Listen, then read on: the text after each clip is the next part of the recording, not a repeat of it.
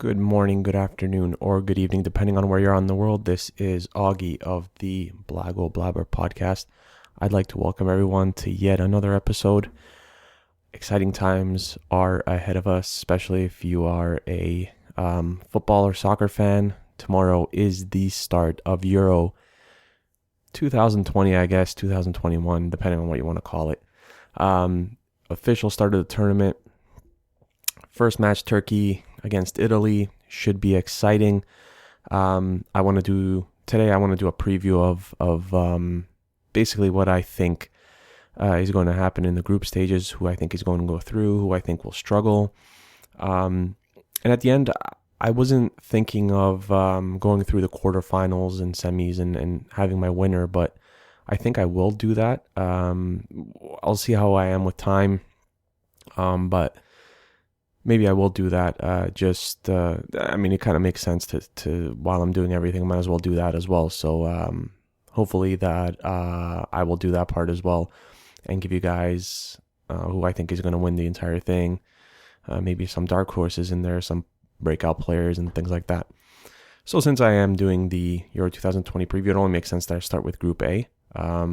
Group A consists of Italy, Switzerland, Wales, and Turkey.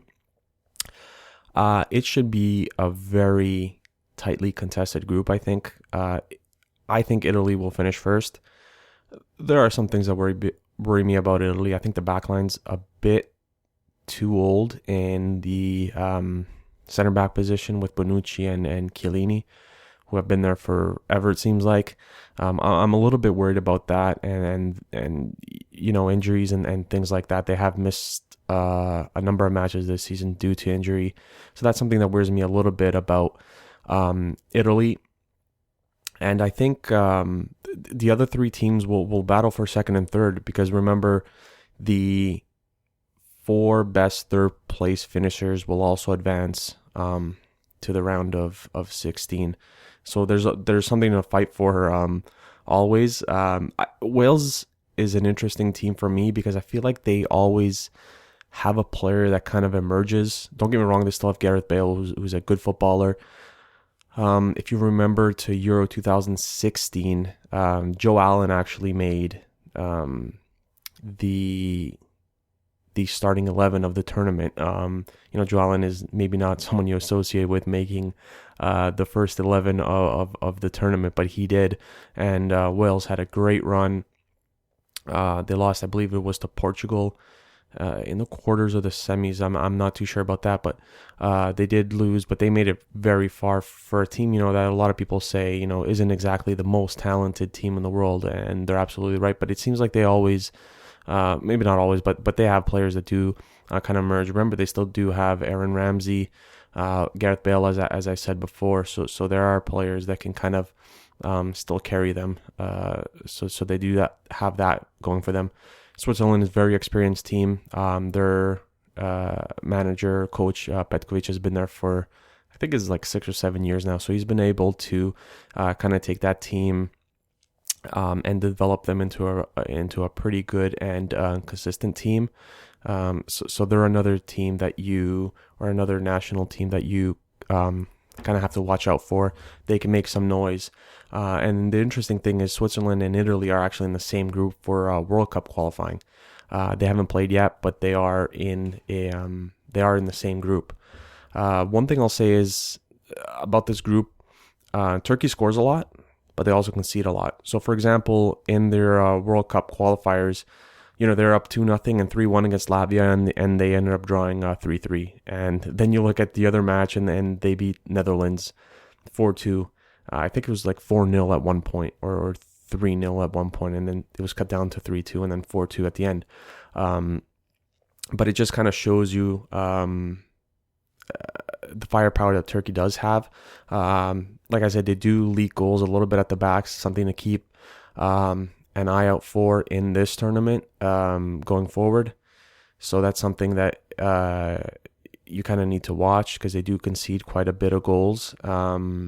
And I think overall in this group, I think Barella is a player who's going to have his coming out party for Italy. He's a midfielder, won the Scudetto with Inter Milan, and excellent footballer.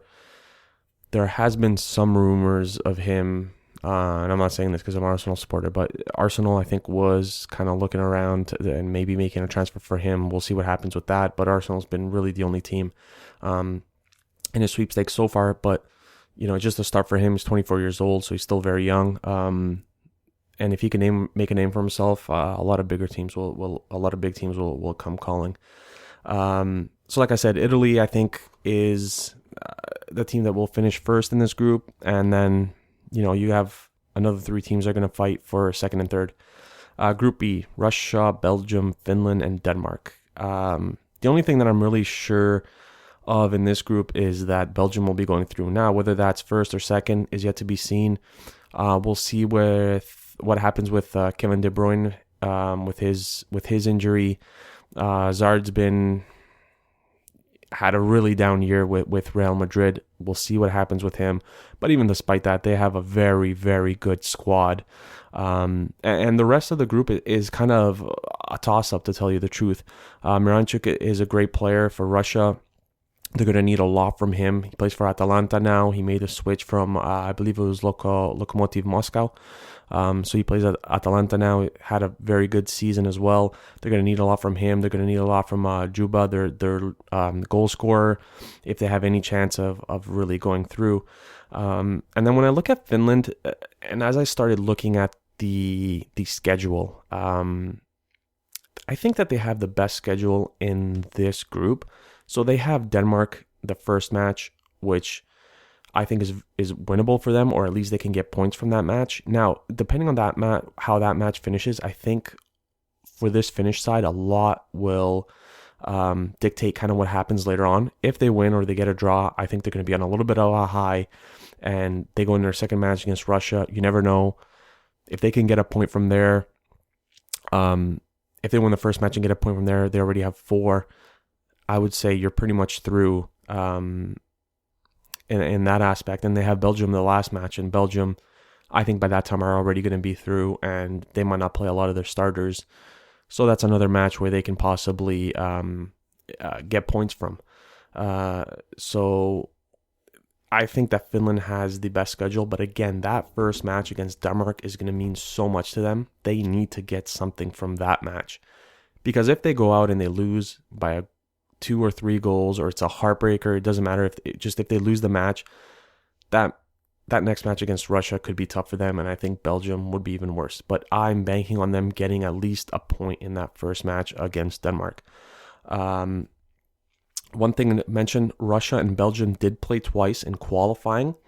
Belgium won both matches, and the score overall was 7-2. So that's just something to kind of keep in the back of your mind. And as I went through a lot of these groups, man, there's a lot of these teams who either played against each other in qualifying or are in the same group for World Cup qualifying for 2024 or 22.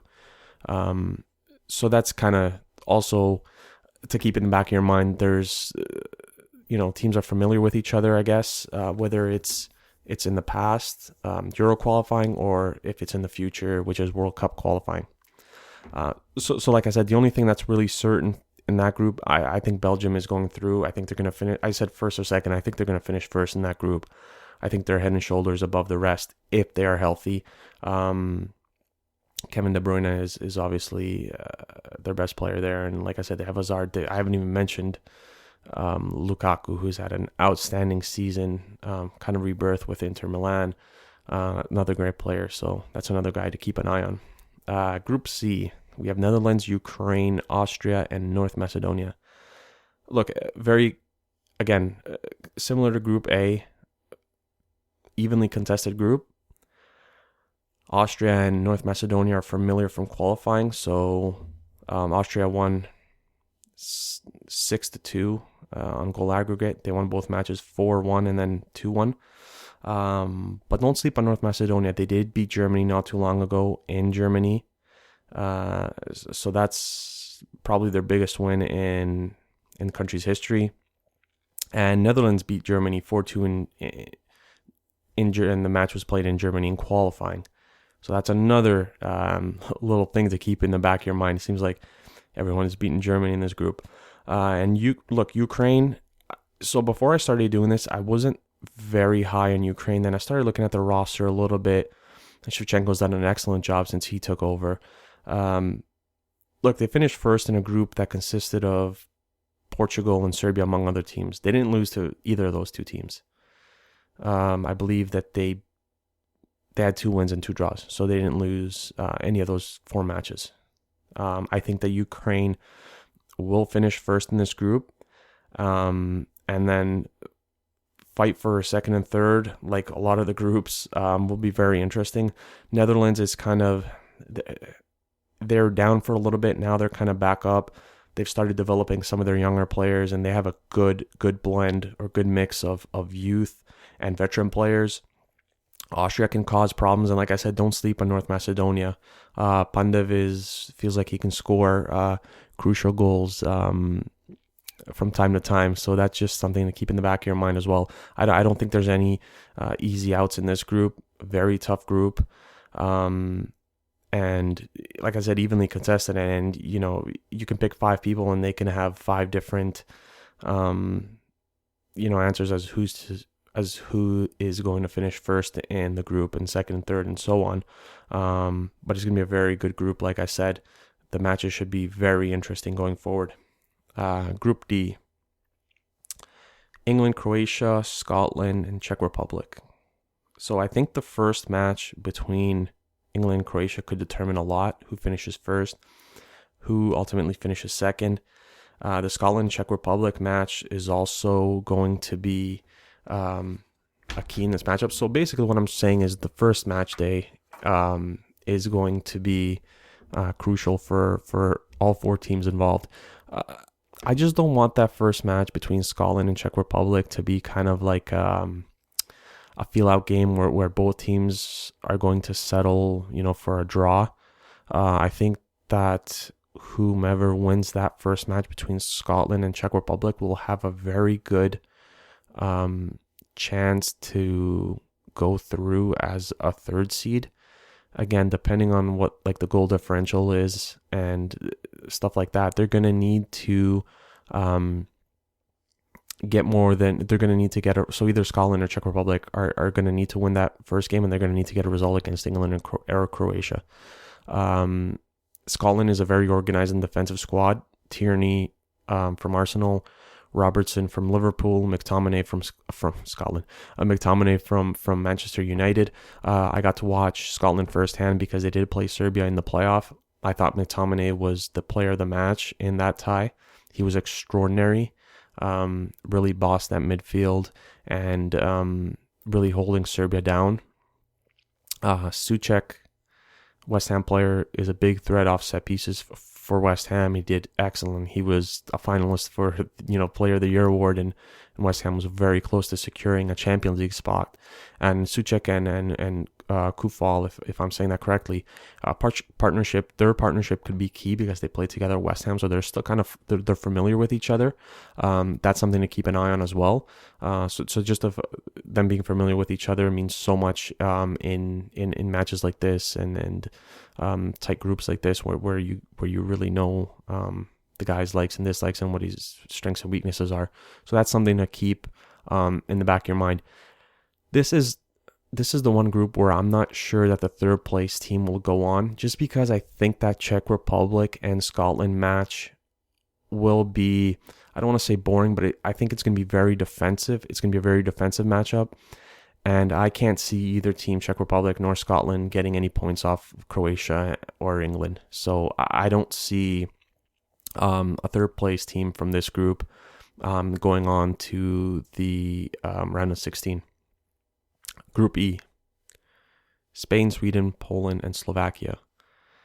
Spain and Sweden, like I said, they're in the same group for World Cup qualifying. They haven't played yet though, so this is a good tournament for them to kind of get familiar with each other. As news broke not too long ago, Diego Llorente and Busquets have tested positive for Corona. They most likely will not play that first match against Sweden, but we'll see what happens. But I mean, if they're already saying they're not going to play, they're not going to play. And the thing with Spain is Spain isn't the powerhouse that they used to be. I think they're beatable. Greece has already drawn them in the World Cup qualifying that are already under the way. I just don't know about, in terms of Spain, like where their goals are going to come from. I get that they have Morata up front. I just don't trust them that much. Look, Poland has the best striker in the world, in my opinion, in Robert Lewandowski. The goalkeeper situation scares me a little bit. Szczesny wasn't that great for Juventus this season. I thought Fabianski was really good for West Ham. I know that Szczesny is probably going to start, but I would personally start Fabianski in there. And that's not biased because, both guys are some former Arsenal players, so there's no bias for me. But I think Fabianski just had a better overall season than Szczesny, and I would start Fabianski in net. Sweden seems to do well at Euros. I believe that they drew Germany last time, and they have had other really good results. They just seem to come out of nowhere, and they also drew and lost to Spain in qualifying, in the last qualifying stage. So that's something to keep in mind, in the back of your mind as well. And that's obviously the first match as well. So there's, again, teams are familiar with each other yet again. And look out for Alexander Isaac, Real Sociedad striker, making his name. He's only, I believe, 21 years of age. A lot of big clubs are hunting him down, so to say. Barcelona's interested. I know Arsenal was in the mix a little bit, and I'm sure a bunch of other clubs are interested for him as well. And Slovakia got here, or they qualified by beating Northern Ireland in the playoff. Something very interesting. In Slovakia's qualifying group for the Euro 2020s, actually 4 teams out of that group made the Euro 2020s. So Croatia, Slovakia, Wales, and Hungary. Slovakia's record in those matches, so 6 matches you play, obviously twice against each team, 2 wins, 3 losses, and a draw. So not very good. I don't see Slovakia getting out of this group. That first match against Poland is going to be key for them. I think that they have to. I'm not going to say that they need at least a point. They need a win. They need to beat Poland, and whoever wins that match is going to have the upper hand in advancing, even as the 1 seed, 1, 2, or 3. Like I said, I'm not that big on Spain. I think they're beatable. Sweden, like I said, has their moments, but Sweden's not exactly a world beater as well. So this group is actually very interesting to me. I like this group. I feel like it's evenly contested, even though Spain obviously is the best team out of that group. A lot of inexperience in that Poland squad. They have a bunch of players from their domestic league, so you kind of question how ready they are for the big stage. So we'll see what happens in that group. I think a 3rd place team does get out of this group. And last but not least, Group F. Hungary, Portugal, France, and Germany. The group of death. So it's easily a group of death. Hungary has a huge chance to play spoilers here in this very difficult group. If they can steal points off any nation here, I think the other 2 nations would thank them. And let's not forget, Hungary led 3 times at the Euro 2026 against Portugal. They were in the same group. So 3 times. And then at 3-3, it's good enough for Portugal, and the rest is history, as they like to say. Portugal ends up winning the tournament. Ronaldo goes out due to injury. I see France and Portugal getting out of this group. I think those 2 teams, even though they're in the same group, they're the 2 deepest teams in this tournament. Germany's goal scoring worries me a little bit. Timo Werner, we've seen him for Chelsea this season, needs a lot of chances to score 1 goal. I'm a little bit worried about that. They have pretty good wing play. The back line is okay. Really good goalkeepers, but the goal scoring worries me a little bit, to say the least. And I can see Germany, I think, will go through as a 3rd place team. But like I said, those matches against Hungary, it's not even that these other 3 teams, Portugal, France, and Germany, need to win that. They need to score a lot of goals for the goal differential as well, which it could come down to when it comes to determining, who the 3rd place teams going through are. So that's just what I think, and I think, like I said, Portugal and France are two of the deepest teams in this tournament. I think they're easily the two deepest, and they're in the same group, which is very unfortunate. And then you add Germany to that as well. Um, so that's kind of to sum up the group there, the groups there. Um, Breakout star, like I said, you can have Alexander Isaac, you can have Nicolo Barella from Italy. Uh, Turkey could be a surprise team, and I know that Italy and Turkey are in the same group. They could be a surprise team because they can score. They can also concede as well. They also concede as well as a lot. They're led by a 35-year-old Yilmaz from Lille, who won the French Ligue title, which was a big surprise too with PSG in that league. The Golden Boot, I'm gonna pick Diogo Jota from Portugal. I think there's a ton of players on this squad who can set him up. Bruno Fernandes, you still have Ronaldo, Ruben Neves. There's guys all over the place. Probably the deepest squad, honestly, and maybe even in Portugal history. So I'm really looking forward to watching them play. Bernardo Silva, I haven't even mentioned. Another exceptional player who could be on his way out of Man City this summer.